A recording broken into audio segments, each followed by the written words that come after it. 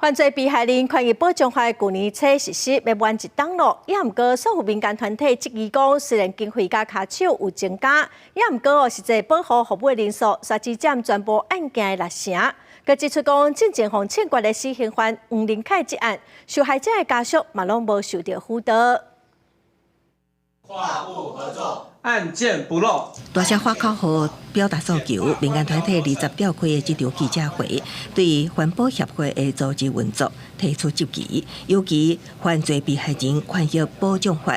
新法上路1年，经费电力资源拢增加，也毋过成效亲像有待观察。环保这1两年来做的是什么？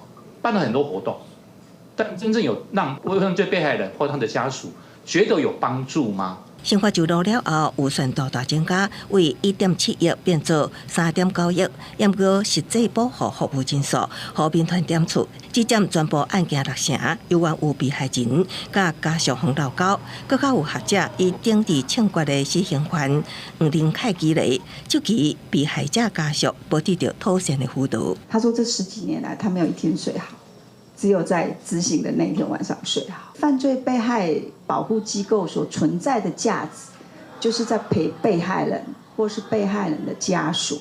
几啊名学者关注环保协会的一大问题，就是知名度不足，和真侪被害人甲家属根本就无清楚有这类的单位会当协助，甚至咱国民众海外被害了后得到的补偿金件数也是0。